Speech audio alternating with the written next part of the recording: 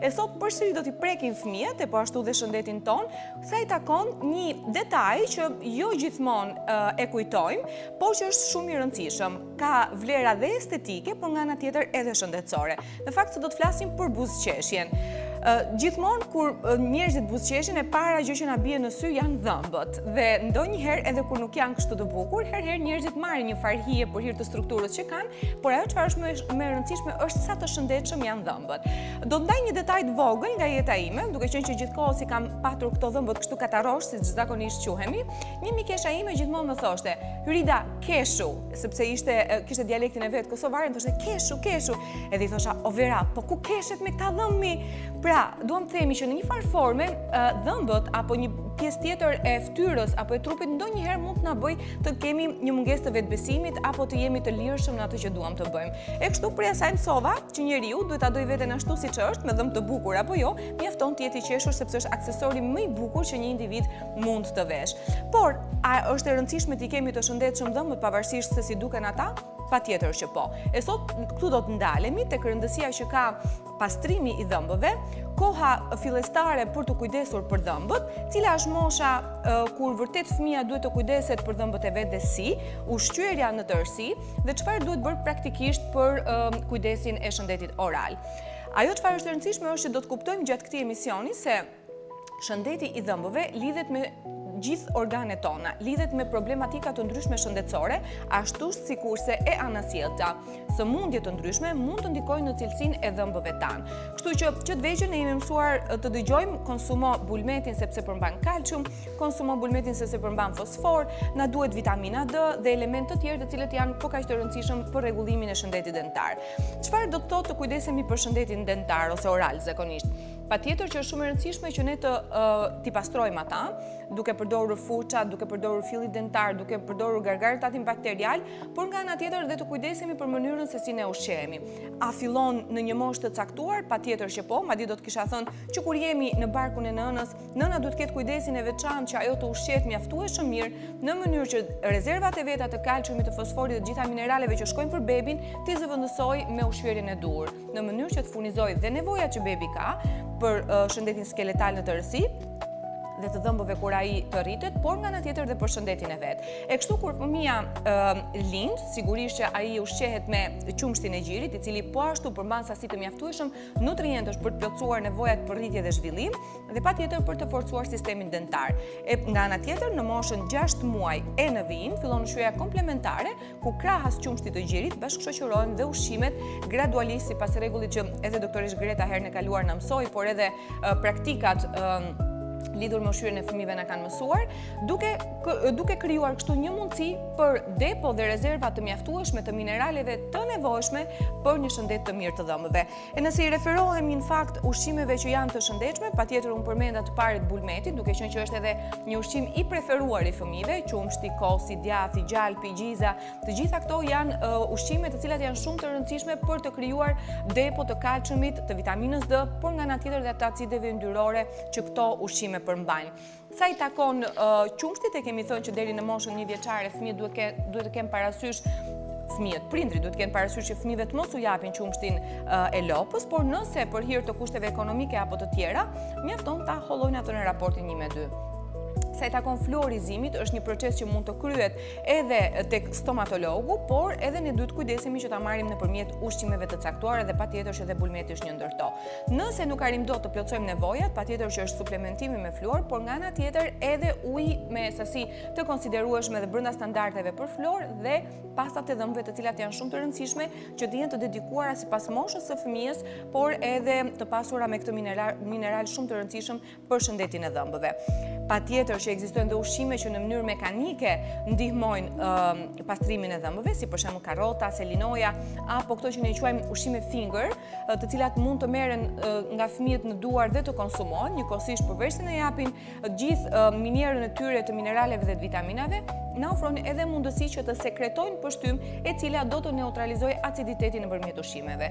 Duhet patur parasysh që fëmijët duhet të shmangin konsumin e ushqimeve të pashëndetshme, jo vetëm për hir të faktit se ato shtojnë në peshë, rrisin masën diamore në trup, rrisin shanset dhe probabilitetin për të pësuar hipertension arterial edhe tek fëmijët apo diabet tipi 2 edhe tek fëmijët, edhe pse nuk është e zakontë fare për moshën e tyre, por nga ana tjetër duke qenë që përmbajnë sasi të larta të sheqernave të thjeshtë apo janë në formën e ngjicave, ato mund të krijojnë hapësirë dhe mundësi për të zhvilluar baktere të cilat ushqehen me sheqerin dhe krijojnë aty shtresëza të cilat fillojnë pastaj dëmtimin e dhëmbëve, por nuk dua t'i marr shumë fokus kësaj gjëje sepse ne do të kemi një të ftuar, një mjeke e cila do të na ndihmojë më shumë për këtë situatë. A është e rëndësishme marrja e vitaminës C? Patjetër një ndër sëmundjet apo problematikat që lidhet me gingivat apo mishrat e dhëmbëve është edhe mungesa e vitaminës C dhe lind ajo sëmundje që quhet sëmundja e skorbutit. Ndaj, të pasurit sasi të mjaftueshme të perimeve gjethe gjelbërta, të agrumeve, të drithrave, po ashtu është shumë e rëndësishëm për të furnizuar me energji, por nga ana tjetër për të marrë dhe këtë vitaminën C që është shumë e rëndësishme për të rregulluar situatën në shëndetin oral. Po ashtu marrja e omega 3-shit për të rregulluar ose le të themi për të stabilizuar apo për të mos lejuar inflamacionin e mishrave të dhëmbëve. Sigurisht, ne përpara se të kemi një prishje të dhëmbit apo të kuptojmë shenja të dukshme të dhëmbëve të prishur, kemi edhe ëndje her pas here të dhëmbëve, afte apo skuqje të mishrave të dhëmbëve, acarim, gjakosje që mund të vinë edhe nga papastërtia ose nga mungesa e higjienës orale e vazhdueshme, por nga ana tjetër mund të vijë dhe nga mungesa e shumë elementeve ushqyes si kundër janë dhe acidet yndyrore omega 3. Gjalpi është një burim shumë i mirë i omega 3-shit. Fëmijëve zakonisht u ndalojmë duke menduar që gjalpi përmbanin ndyrna dhe kjo mund t'i dëmtojë ata, por përkundrazi, nëse ne dim të marrim një gjalp i cili vërtet është bio, njëkohësisht përveç omega 3-shit, omega 6 dhe 9 që janë shumë të rëndësishme edhe për zhvillimin e trurit të fëmijës, nga ana tjetër ne i furnizojmë edhe me kalcium dhe me vitaminën D, e cila është një ndër vitaminat që merret shumë pak nga ushqimet, pra 10% e saj merret vetëm nga ushqimet. Kështu që ato pak ushqime që e ofrojnë vitaminën D është mirë në fëmijës t'ja ofrojmë. Është e padiskutueshme marrja e lëngjeve. Sigurisht, sekretimi i pështymës është një ndër elementet kryesorë që bën rregullimin dhe neutralizimin e aciditetit në gojë. Kështu që marrja mjaftueshëm e ujit, por jo vetëm në ujin natyral, por edhe nëpërmjet lëngjeve të frutave gjithmonë natyrale, apo marrjes të frutave, fruti i plot, sepse është gjithmonë më i këshillueshëm marrja e një fruti të plot sesa thjesht lëngu i tij. Kjo për dy arsye. Së pari, kur ne duam të krijojmë një lëng rreth 200 ml, marrim mollën, sigurisht nuk do të vendosim një mollë për të bërë 200 ml lëng molle, por duhet marrim 2-3, duke prishur kështu ekuilibrin e një raporti që na duhet për porcionin ose racionin kryesor të frutave gjatë ditës.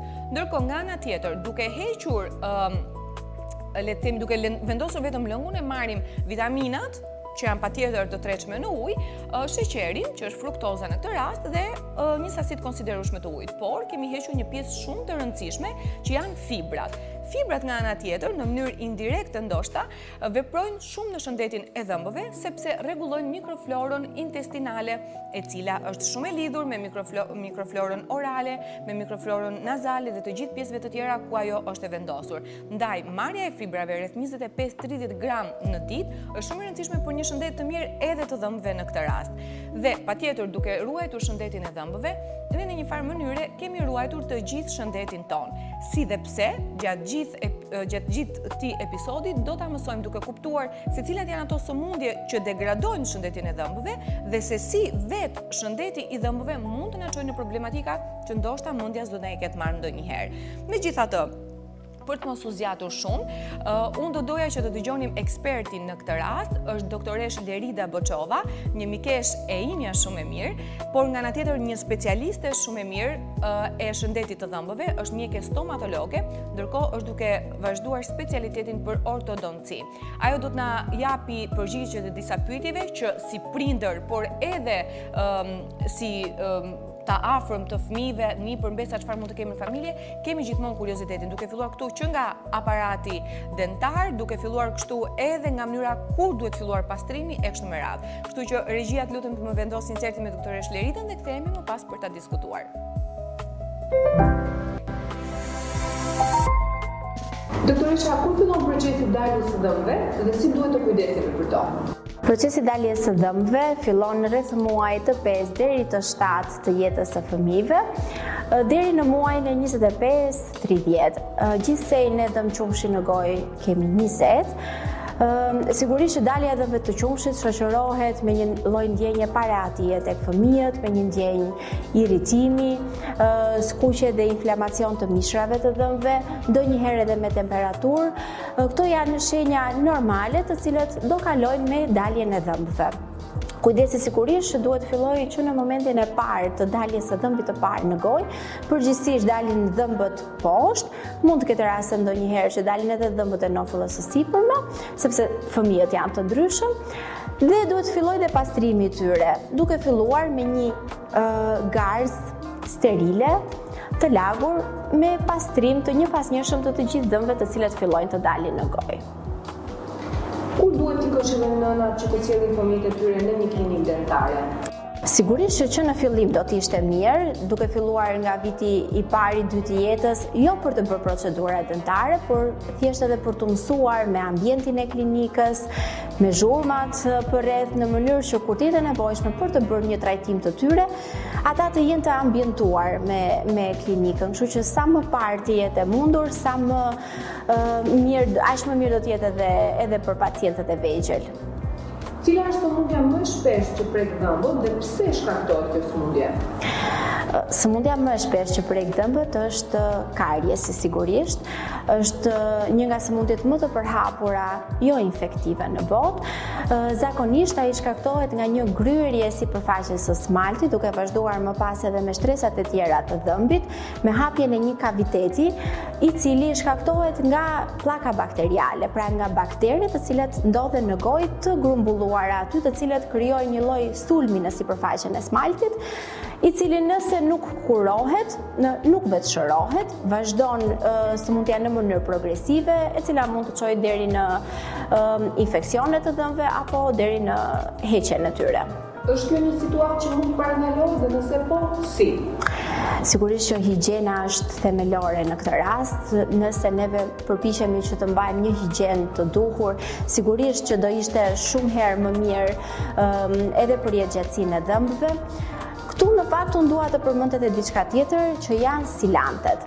Silantet janë një shtresë rezinose e cila vendoset në sipërfaqet përtypse të dhëmbëve. Në ato gropëzimet të cilat bëhen shpesh herë vend për grumbullimin e ushqimeve, duke mbetur aty dhe nga pamundësia edhe për të pastruar mirë, ato fillojnë hapjet e kaviteteve. Shtresa e silantit krijon një lloj bariere mbrojtëse në mënyrë që të parandalojë prishjen e këtyre dhëmbëve. Unë ua rekomandoj prindërve të cilat kanë fëmijë që sapo i kanë dalë dhëmbët e parë të përhershëm, që është një nga periudhat më të mira, të cilat ende nuk kanë filluar një proces karioz, mund të bëjnë një silant në mënyrë që t'i ruajnë sa më gjatë dhëmbët pa filluar hapjen e kavitetit. Është një procedurë e thjeshtë, shumë e këndshme edhe për fëmijët, edhe për të mësuar me klinikën, dhe me një kosto shumë të ulët, por dhe me një efektivitet të lartë. Fluorizimi, çfarë është ky proces, sa i rëndësishëm është dhe cila është frekuenca e kryerjes së këtij procesi? Fluorizimi është një proces të cilët ne e kryejmë në klinikë nëpërmjet aplikimit të një gjeli. Është një formë shumë e thjeshtë për ta mbrojtur dhëmbin dhe për ta forcësuar, duke nxitur njëkohësisht edhe remineralizimin e tij. Përgjithsisht ne rekomandojmë të kryhet 2 herë në vit, çdo 6 muaj, është mëse e mjaftueshme për të bërë fluorizimin e dhëmbëve.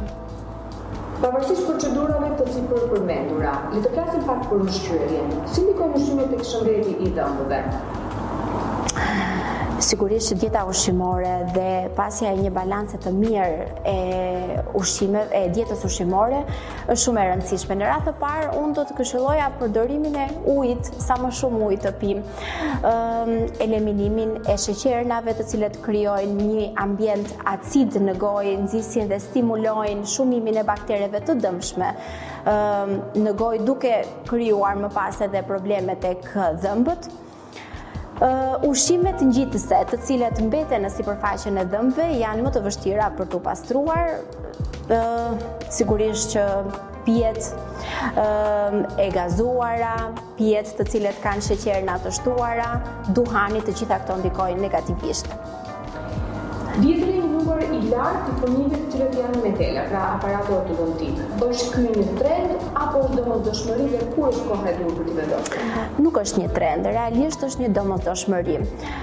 Në fakt është e vërtetë që shohim një numër më të madh të pacientëve të cilët janë me aparate ortodontike në gojë. Kjo në fakt ka ardhur edhe për shkak të ushqimeve më të përpunuara të cilët ne kemi tani. Përveç këtyre, një nga faktorët kryesor është edhe gjenetika, pra janë probleme të trashëguara të nofullave. Do të përmendja këtu edhe vese të ndryshme të cilat mund të kenë fëmijët, për shembull thithja e gishtit, mbajtja e objekteve apo e gishtit në gojë, të gjitha këto krijojnë një malformacion të nofullave, të cilat më pas do të çojnë edhe në vendosjen e aparateve. Nëse nuk trajtojmë dhëmbët ashtu siç duhet, nëse nuk parandalojmë apo nuk trajtojmë problematikat e shfaqura tashmë, çfarë probleme shëndetësore mund të na kanosen, le ta quajmë kështu? Sigurisht që dhëmbët janë shumë të rëndësishëm për të gjithë sistemin tonë. E para vjen me ushqyerjen, pra ne nuk ushqehemi dot.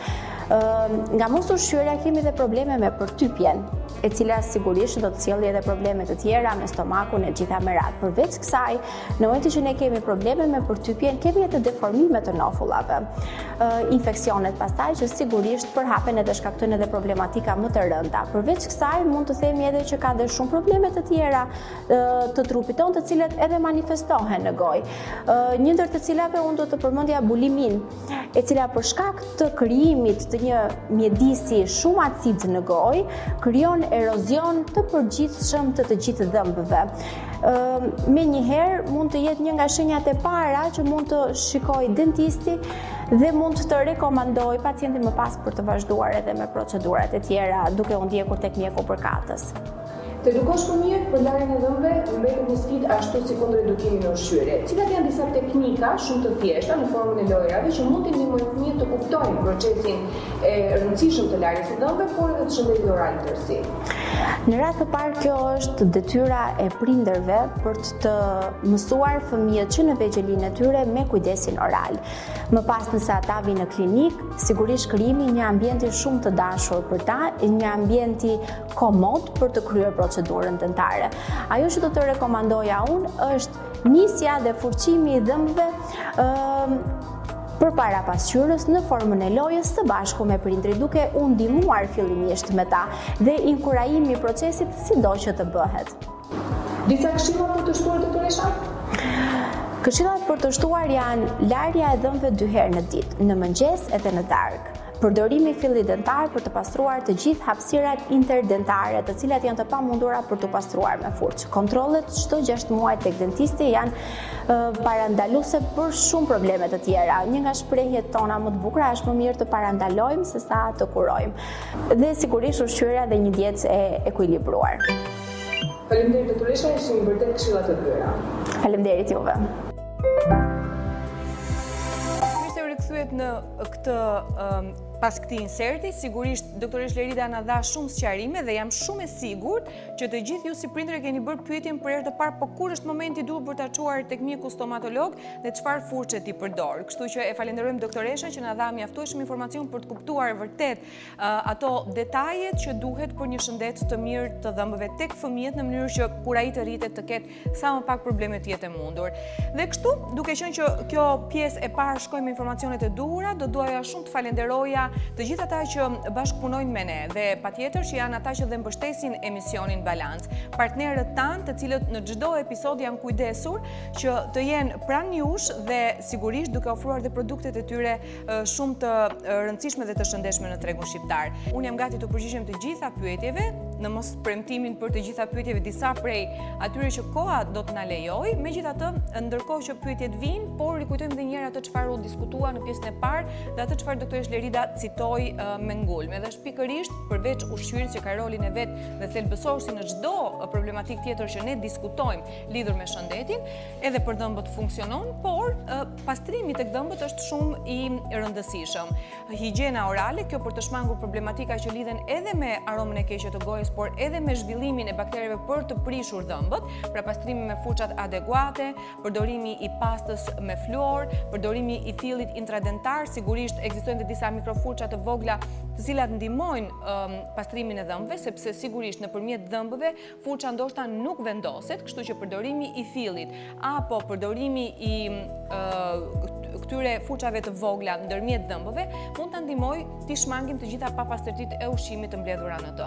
Patjetër duhen shmangur sheqernat, çumçakizat apo të tjerë element ushqyes ose le të themi ushqime të cilat janë në formën e xhelit që ngelen nëpër dhëmb, duke krijuar favor për ushqyerjen e baktereve. Sa i takon kafes edhe çajrave, është normale që ne gjatë ditës do të konsumojmë dhe kafe edhe çaj, por duhet patur parasysh që të mos abuzojmë me sasinë në mënyrë që të mos rrisim aciditetin në gojë për të favorizuar përsërimin e mjedis për mikroorganizmat apo për të ndryshuar ngjyrën e smaltit të dhëmbëve. Përdorimi i verës së kuqe, po ashtu është një arsye për të krijuar problematika të ngjyrës së dhëmbëve, por nga ana tjetër edhe të shëndetit të tyre duke qenë që jemi duke folur për alkool. Po ashtu duhanpirja është një ndër faktorët që nuk është dëm vetëm për dhëmbët, por është dëm për të gjithë kavitetin oral e po ashtu për të gjitha organet tona, sepse normalisht marrim sasi të larta të nikotinës apo të elementeve kimik të dëmshëm që ajo përmban. Kështu që duhet patur parasysh edhe largimi i pijeve të ëmbëlsuara, pijeve energjike dhe pijeve të gazuara që dëmtojnë smaltin apo gryen atë. Përdorimi ose le të themi larja e dhëmbëve në mëngjes dhe në darkë është shumë e rëndësishme.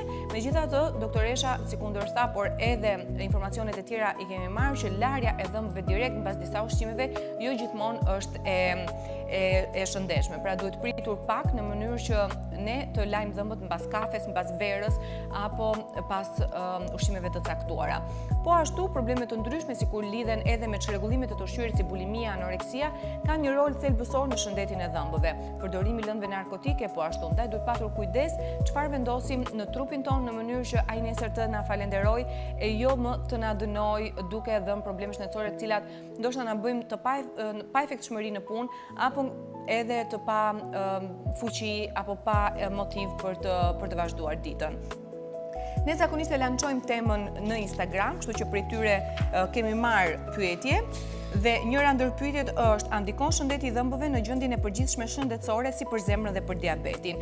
Në fakt, kësaj pyetje, bashkë dhe me dy të tjera që më kanë ardhur në Instagram, u kam realizuar nga një, po themi, informacion statistikor që ne do ta ndjekim në pjesën e tretë, kështu që kësaj përgjigje momentalisht nuk po i kushtoj vëmendjen e dur, për të faktit se do të jetë në pjesën e tretë nëpërmjet një grafike të detajuar. Pyetjet që më vinë prej regjisë janë si ndikon mungesa e ujit të fluorizuar në shëndetin e dhëmbëve, a duhet përdorim pasta me fluor? Patjetër që po, fluori është një mineral i cili është shumë i rëndësishëm për zhvillimin e kockës së dhëmbit dhe kockave në tërësi, ndaj është shumë e rëndësishme që dhe uji të jetë me fluor dhe pasta të jetë me fluor dhe nëse është e nevojshme të bëhet dhe fluorizimi i dhëmbëve tek fëmijët, ashtu sikurse dhe doktoresha shpjegoi, por edhe nëse është e nevojshme marrja edhe e suplementit nëse përsëri është e nevojshme. Cilat janë shenjat e para të një problemi me mishrat e dhëmbëve? Mishrat e dhëmbëve janë të dukshëm në problematika, sigurisht si fillim mund të krijojnë djegje, parehati, kruajtje, ëndje ose inflamacion, gjakosje. Këto janë disa shenja që po tregojnë që mishrat e dhëmbëve janë duke u dëmtuar, por nga ana tjetër edhe dhëmbi vet mund të ketë problematika që si fillim manifestohet në këtë formë. A ndikon shëndeti i dhëmbëve me pjesën mendore? Patjetër, çdo lloj problemi shëndetësor ndikon tek shëndeti mendor, që do të thotë, nëse ne kemi një parehati, nëse kemi dhëmb të cilët janë të dëmtuar, nëse janë të prishur, nëse nuk duken estetikisht mirë, patjetër që vetbesimi fillon të bjerë dhe po ashtu mund të krijohet arome e pakëndshme e gojës, mund të krijohet mosdukja mirë estetikisht dhe sigurisht që kjo ndikon edhe tek ana psikologjike. Po tek partnerët që ndikim mendor apo shpirtëror, po tani në qoftë se dikë e duam, do ta duam ashtu siç është, por do ta ndihmojmë atë të përmirësohet në mënyrë që dhe ai të mos ketë probleme me çështjen e vetbesimit, ai ose ajo, probleme me vetbesimin në këtë rast. Pastaj unë s'mund të flas dot për dhëmbët e bukur që kështu po e lëm këtë pyetje. A ndikon mosha në shëndetin e dhëmbëve dhe si mund të mbajmë gojën të shëndetshme me pleqëri? Moshë të thyer.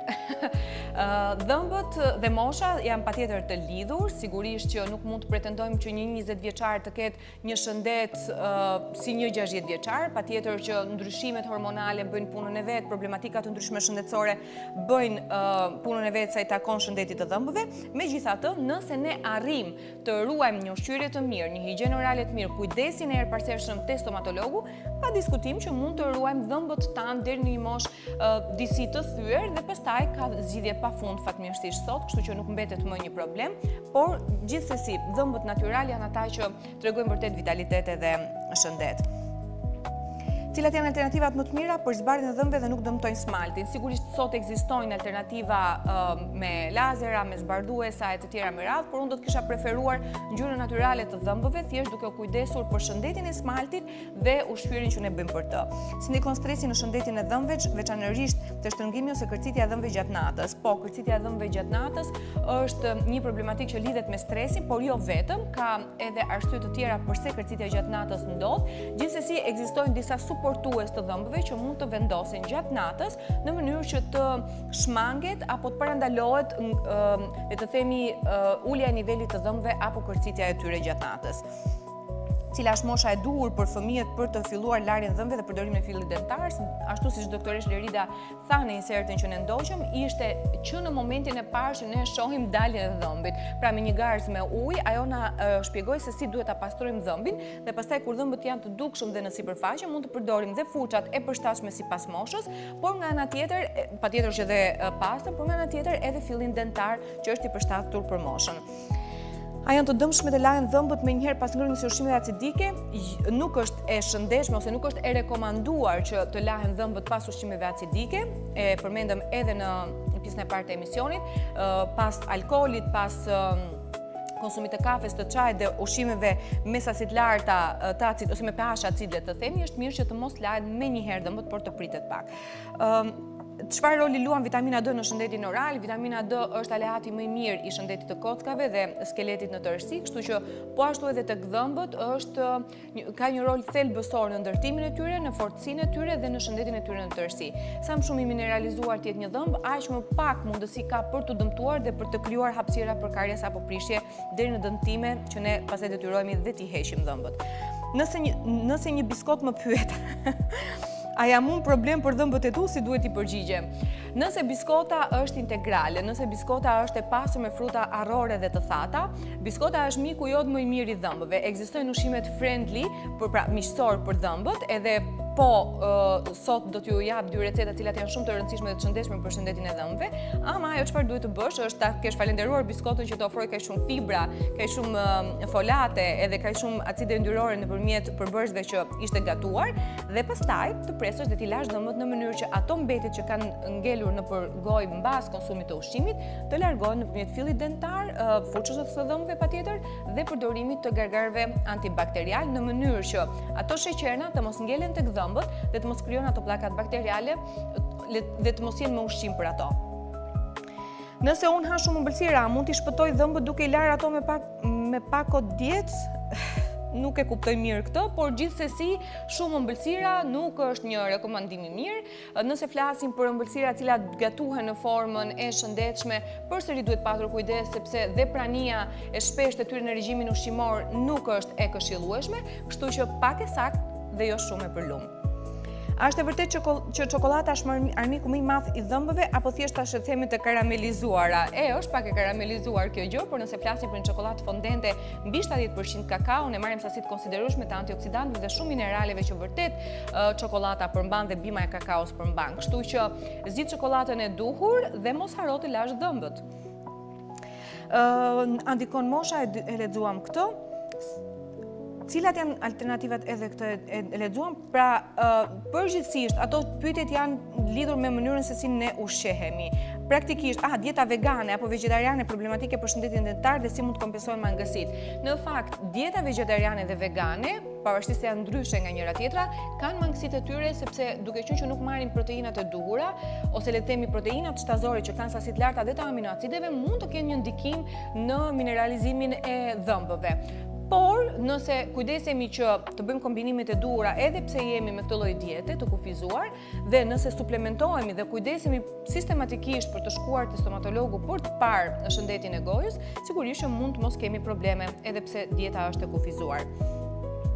Çdo herë që konsumojmë ëmbëlsira, duhet të përdor një pasë dëmbësh speciale që ka shije çokolade. Që nga një adhurues i madh i çokoladës, mund të ketë një alternativë të tillë, nëse jo, ti mund të jesh i pari që mund ta shpikësh, kështu ke krijuar dhe një biznes. Nëse ha shumë fruta, do të kem dhëmbët më të fortë, do të bëhen të ëmbël si frutat. Frutat janë ide shumë e mirë për të hidratuar, për të marrë sasi të konsiderueshme të fibrave dhe të mineraleve dhe të vitaminave, kështu që janë një mbështetës shumë i mirë i shëndetit të dhëmbëve, por gjithsesi edhe këtu duhet të ruajtur raporti rreth 400-500 gram maksimumi fruta në ditë, në mënyrë frekuente, pra të shpërndara gjatë ditës, dhe kështu ti edhe kënaq shijet e tua, merr mjaftueshëm sheqer natyral, por nga ana tjetër edhe përmbush nevojat për sheqerna edhe element ushqyes. Ka ndonjë mënyrë që të shpëtoj dhëmbët nga një dhimbje duke konsumuar vetëm ushqime të ftohta. Në fakt këtu është mjeku specialist, pra stomatologu, që mund të të shpjegoj, por në dienin time ushqimet ekstreme në temperatura, pra të ftohta dhe të nxehta, nuk është mirë që të konsumohen. Sigurisht duke patur një dhimbje kemi dhe inflamacion dhe gjëja e parë që na shkon ndërmend është vendosja e akullit apo e diçka të ftohtë, mund të jetë një zgjidhje momentale, por jo e përhershme dhe trajtuese. Ideja është që ne duke vendosur akullin apo forma të tjera që kemi dëgjuar për ndalimin e dhimbjeve, mund të ndalojmë dhimbjen në çast, por inflamacionin e kemi aty, infeksioni mund të jetë aty, kështu që ajo çfarë duhet bërë është direkt në telefon mjekun stomatolog dhe trajtimin e duhur tek ai. Veç pastrimit të dhëmbëve, a ka ndonjë dietë apo ushqim që mund të ndihmojnë në forcimin e smaltit të dhëmbëve? Një dietë e balancuar, një dietë që përmban të gjithë makronutrientët e nevojshëm, një dietë e cila na furnizon me të gjithë mikroelementët e nevojshëm, minerale, vitamina dhe gjithçka, dhe patjetër një kujdes i veçantë tek mjeku, po ashtu dhe ekzaminimi her pas here i situatave të tjera shëndetësore. Anemia mund të jetë një arsye për të shkaktuar probleme me dhëmbët, diabeti mund të jetë një arsye për të shkaktuar probleme me dhëmbët, e shumë problematika të tjera që lidhen me shëndetin që ne do t'i shohim në pjesën e tretë. Nëse hani shumë ëmbëlsira, nuk i shpëtojmë dot dhëmbët nga dieta ushqimore. Po, pikërisht pra, nëse ti do të mos prishësh dhëmbët, duhet patjetër të ruash një balancë në ushqyerje dhe duke qenë se do të bësh këtë gjë, e di shumë mirë që edhe ushqimet e ëmbla nuk duhet jenë pjesë e përhershme e dietës tënde ushqimore, ose le të themi e një regjimi të përditshëm ushqimor. Kështu që duhet ta ndajmë, ose do ham ëmbëlsira dhe nuk e diskutojmë dietën, ose patjetër duhet diskutuar dieta dhe jo ëmbëlsirat. A ka ndonjë lidhje midis ushqimit të shëndetshëm dhe freskisë së frymës, cila ushqime mund të ndihmojnë në eliminimin e errës së keqe të gojës? Tani, aroma e keqe e gojës patjetër që shkak mund të ketë edhe dëmtimin e dhëmbëve, prishjen e mishrave të dhëmbëve apo dëmtimin e tyre. Por të kuptojmë që aroma e keqe e gojës mund të vijë nga faktorë të tjerë. Mund të jetë një mërçi e sulmuar nga toksinat, mund të jetë një refluks i cili ka pra individë të caktuar kanë kthime të ushqimit pas për hir të një valvule e cila nuk mbyllet mirë në stomak dhe kthehen ushqimin pas, apo lëngjet zakonisht themi, mund të ketë problematika që lidhen me konsumin e disa medikamenteve të caktuara, mund të jetë diabeti një arsye pse kemi aromë të keqe të gojës, kështu që sigurisht që përveç shëndetit të dhëmbëve dhe higjienës së tërësisë të dhëmbëve, edhe prania e problemeve të tjera, e sëmundjeve të tjera bashkëshoqëruese është një mënyrë për të pasur aromë të keqe të gojës. Kështu që këtë duhet ta shohësh vërtet. Pasi ti ke bërë konsultën tek mjeku stomatolog dhe ke parë që shëndeti jot i gojës është në rregull, atëherë shiko çfarë problemesh të tjera mund të kesh. Mund të kesh një sinozit gjithashtu që mund të shfaqë aromë të keqe të gojës, apo konsumi i cigares dhe alkoolit, por edhe mënyra se si ushqehemi, sepse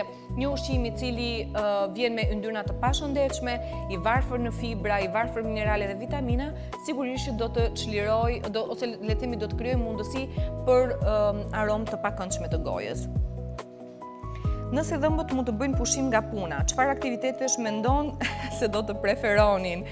Unë mendoj që do të preferonin aktivitetin e të folurit gjërat e duhura.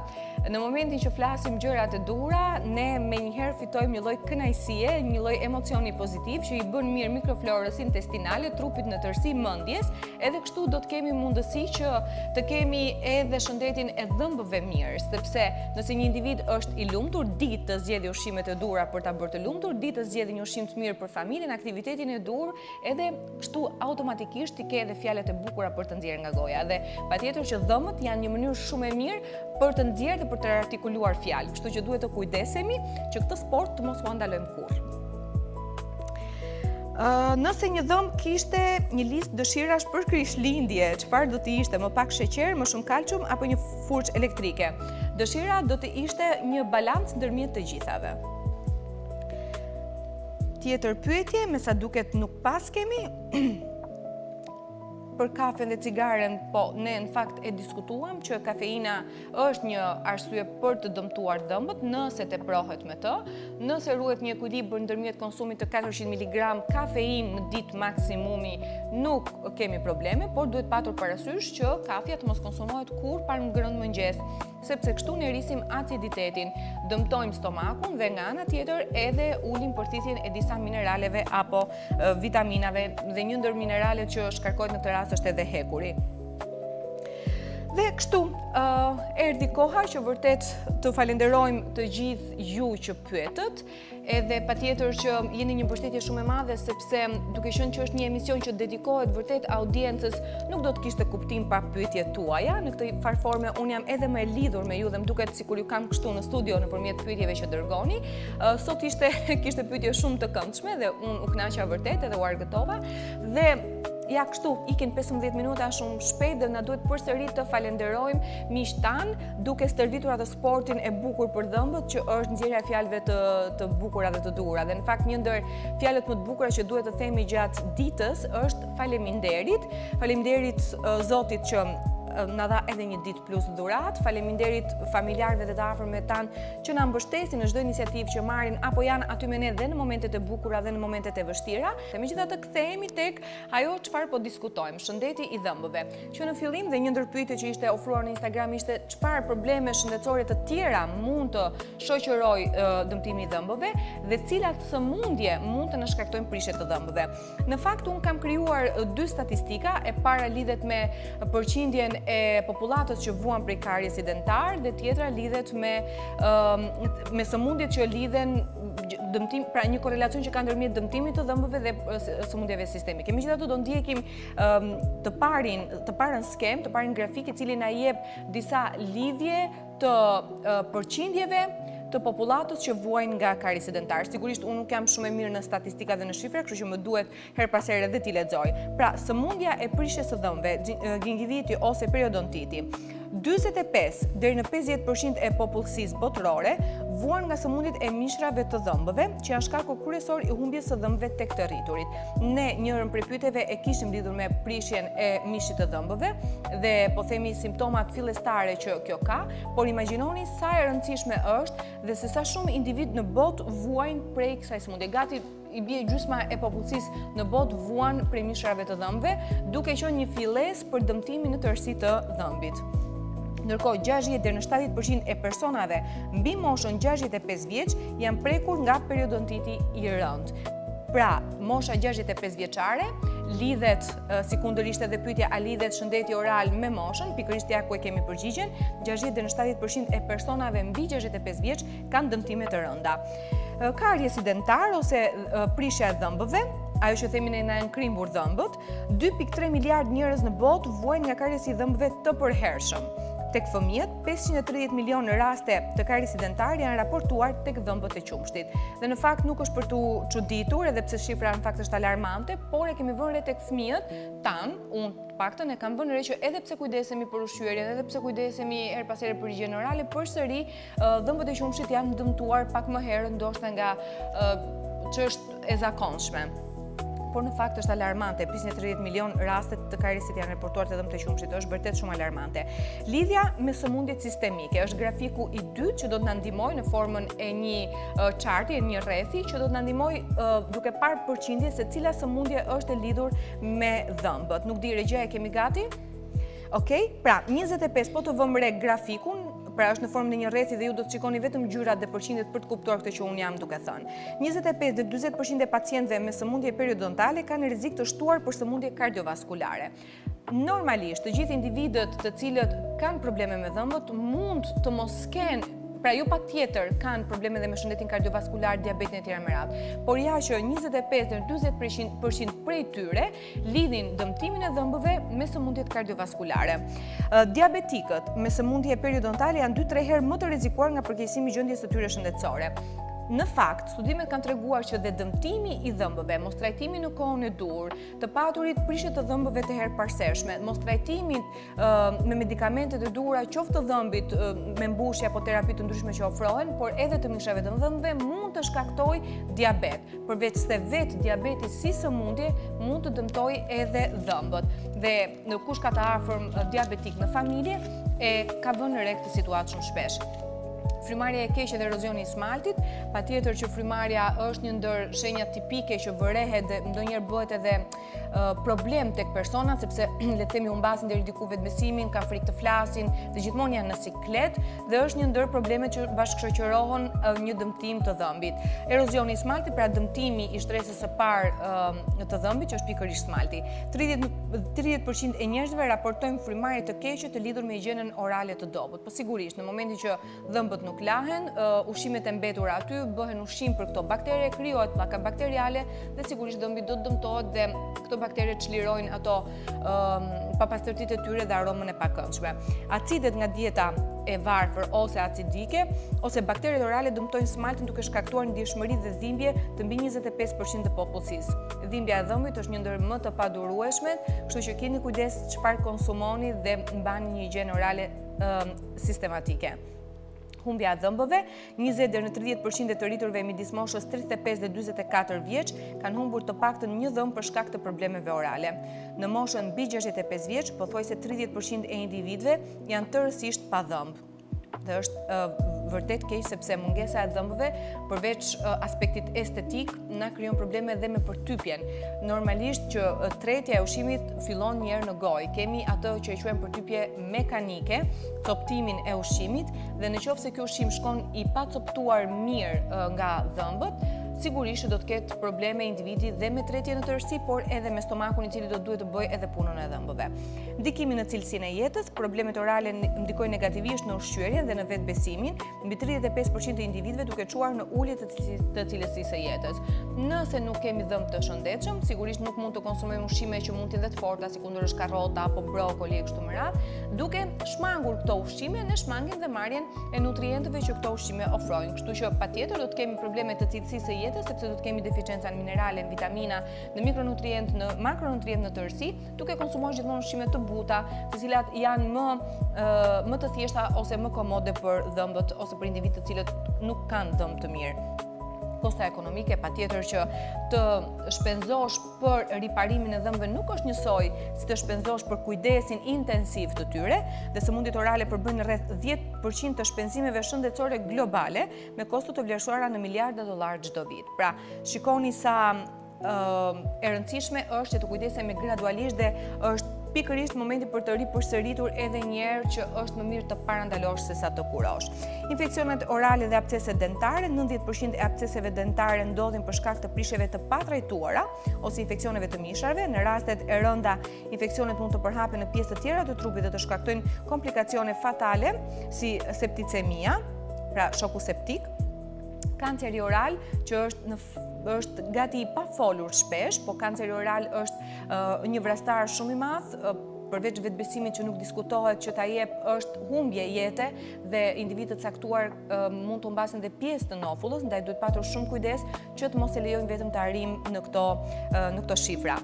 300.000 raste të reja të kancerit oral regjistrojnë çdo vit në botë dhe faktorë si higjiena e dobët orale, përdorimi i duhanit dhe infeksioni nga human papillomavirus janë kontribues të rëndësishëm të kancerit. Sëmundjet e frymëmarrjes, higjiena e dobët orale çon në aspirimin e baktereve orale duke shkaktuar infeksione të mushkrive si pneumonia. Të këtë moshuarit kjo rrit rrezikun për komplikacione fatale.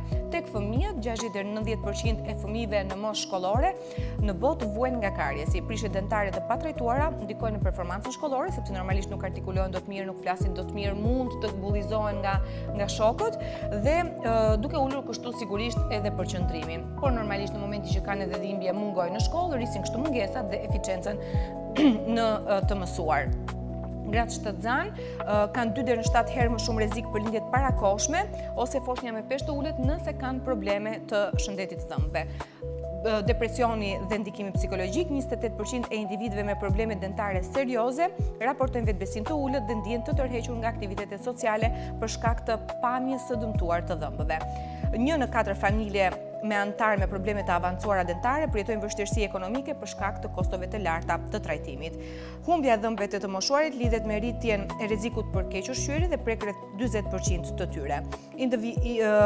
Normalisht individët me sëmundje periodontale kanë një rrezik më të lartë për zhvillimin e sindromit metabolik, një kombinim i hipertensionit, diabetit, obezitetit dhe patjetër dislipidemisë. Pra, siç e vumre, shifrat janë ndoshta konsiderohen të egzageruara, por janë reale dhe ju mund t'i kontrolloni në statistikat e pra të Organizatës Botërore të Shëndetësisë apo të shoqatave që merren me shëndetin oral, por ajo çfarë duhet të theksojmë është nuk e kemi qëllimi që t'ju trëmbi me këto shifra apo të krijoni frikë e të tjerë me radhë, por duke folur për shifra, her pas here rrisim ndërgjegjësimi. Kështu që kush ka kohë pa e parë derën dentistit, është koha e dur dhe unë do të kisha sugjeruar CR Dental Clinic, pra doktoresh Lerita, e cila vërtet është një specialiste në këtë fushë dhe nga ana tjetër është shumë e duruar me fëmijët, Nikola e adhuron.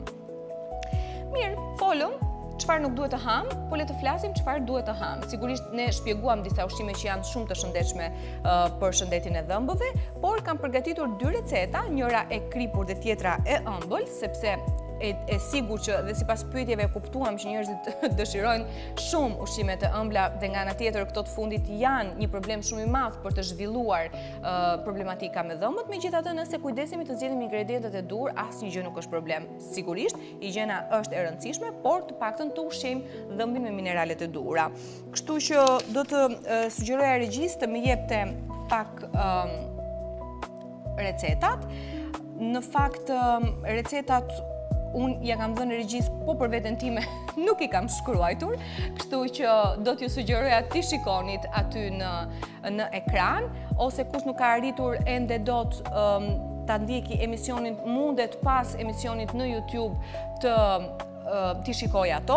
Megjithatë, duke qenë që këto receta i kam krijuar vetë, po përpiqem të kujtoj që kam vendosur si recetë të ëmbël një krep i cili është i përbër me spinaq dhe djathë të bardhë, pra një byrek të shpejt, por pastaj i ëmbli është krepa me mollë dhe kanellë. Kështu që do e filloj nga e ëmbla, e cila përmban një mollë të madhe të grirë në rende, një vezë, 50 gram miell gruri ose tërshëre, sigurisht flasim për grurin integral, 100 ml qumësht ose ujë për opsionin ekonomik ose për ata të cilët vuajnë nga intoleranca e laktozës, një maj luge të kripës dhe gjysmë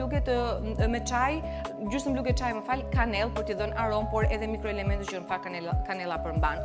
Një lugë çaj me vaj ulliri ose lule dielli për pjekje. Sigurisht për ta gatuar mjafton që ne të përziejmë vezën, qumshtin dhe pak kripën në një enë, shtojmë mielin dhe përziejmë derisa të formohet ajo masa homogjene, shtojmë mollën e grirë dhe kanellën duke i përzier mirë, në një tigan të vogël me pak vaj ose dhe në furrë nëse dëshironi mund të shtojmë nga një lugë gjëlle mase për çdo krep e përhapi mirë, pra keni parasysh se mund të krijohet një krep i hollë dhe jo shumë i plot, dhe pastaj e shërbejmë si një mbërcirë të shëndetshme dhe të lirë. Sigurisht sipër mund t'i hedhim pak vanilje apo çfarë ju dëshironi, e gjithsesi mund të përdorim çfarë lloj aromatizuesi që ju preferoni. Byreku i shpejt me spinaq dhe djathë të bardhë, 300 gram spinaq, ne përmendëm që përmban sasitë e larta të mineraleve, por gjithashtu spinaqi është shumë i pasur me klorofil dhe me vitaminë C, djathin e bardhë ose gjiza për opsion më ekonomik, por edhe për ata cilët nuk e preferojmë djathin, një vezë që gjithmonë ndikon si një lidhës, por të mos harrojmë që veza përmban sasitë larta të kolinës, përmban sasitë larta të mineraleve dhe vitaminës D, acideve yndyrore esenciale, dhe po ashtu do të vendosim mielin e misrit ose të grurit. Për ata që kanë probleme me intolerancën ndaj glutenit, mund të përdorin mielin e misrit si alternativë, por ose nëse ata që duan të përdorin mielin e grurit, mjafton që ky të jetë integral. 150 ml ujë që do të na bëjë të mundur formimin e brumit, vajin e ullirit dhe një maj luge krip. Nëse përdorni spinaqin e freskët, normalisht si fillim duhet ta ziejmë pak lehtë atë, duhet të heqim ujin e tepërt që mund ta mbani për të krijuar një supë tjetër, nuk është mirë që ta hedhim. Në një tas do të përziejmë miellin me ujin, vajin dhe një maj dhe pak krip derisa të formohet kjo masa homogjene. Do të shtojmë vezën, spinaqin dhe djathtin e tërmuar duke përzier mirë dhe më pas këtë mas që është krijuar do ta përziejmë në një moment të caktuar sa të krijohet mjaftueshëm trajta për ta vendosur në tavë dhe për 25-30 minuta do ta vendosim në temperaturën 200 gradë në furr dhe ja ku e kemi një byrek të bërë shpejt me ingredientët e gjendshëm në çdo shtëpi, sepse gjithsecili prej nesh këto ingredienti ka, dhe patjetër që mund t'i ofrojmë vetes një vakt të shëndetshëm, por nga ana tjetër edhe nuk i dëmton dhëmbët, por edhe kënaq, po themi, ato situatat me aromën, me shijen e gjithçka me radhë. Pra këto ishin 2 receta shumë interesante që mund t'i përgatisni edhe tani, nuk është vonë për të bërë një krep edhe as për të bërë një byrek të këtij lloji forme, po dhe sikur mbajni një alternativë për drekën e nesërme. Regjia më ndihmoi pak me minutazhin sepse me kaq shumë shije unë humba feeling, kështu që kemi dhe pak. Okej, atëherë. Ne sot folëm për shumë element të rëndësishëm që lidhen qoftë me ushqyerjen, qoftë me mënyrën se si duhet të kujdesemi, por edhe me çfarë realisht jep shëndeti i dhëmbëve. Pra nuk është ajo çështja estetike, ne dëgjuam që gati 25% e individëve që kanë probleme të rënda me dhëmbët kalojnë edhe depresion. Kështu që duhet patur kujdes të ruhet mendja njerëz, sepse ja që detaje fare të vogla nga neglizhenca në përditshmërinë tonë mund të shkaktojë probleme kaq të mëdha edhe të shëndetit mendor. Kështu që në përfundim të këtij udhëtimi të bërë në trupin ton, unë do t'ju falenderoja për qëndrimin tuaj në emision, për opsionet ose alternativat, kritikat, komplimentat, pyetjet dhe gjithë mbështetjen në formën tuaj që jepni. Do të falenderoja po ashtu Alb Radio, e cila çdo të diel transmeton orën 13 emisionin ton nëpërmjet valëve të saj, duke u dëgjuar edhe në diasporë dhe duke bërë pak më të afërt lidhjen me të gjithë të afërmit tanë që ndodhen jashtë. Falenderojmë të gjithë ata që mbështetën projektin dhe dhanë mundësi që këto informacione të përçohet te secili prej jush. Ju rikujtoj që emisioni është çdo të premte 19:30 live në YouTube, por për ata të cilët nuk e kapin dot orarin për hir të impenjimeve në punë apo të ndonjë planifikimi për fundjavën, mund të i rikthehet në çdo moment në Balance by Hyrida. Kështu që javën tjetër do të kemi një temë interesante, një ndër ato tema që ne nuk na ka shkuar ndonjëherë në mend se për çfarë mund të jetë i rëndësishëm edhe më shumë menaxhimi i ushqimit se sa thjesht për shëndetin. Kështu që duke ju falenderuar për kohën, duke ju falenderuar për mbështetjen, më duhet ju uroj natën e mirë, një fundjavë të këndshme. Shijojeni se dielli doli sot edhe ju jep mundësi për të bërë një fundjavë të bukur. Kujdesuni për veten, kujdesuni për dhëmbët, kujdesuni për gjithçka që ka lidhje me mirëqenien. Shihemi javën që vjen.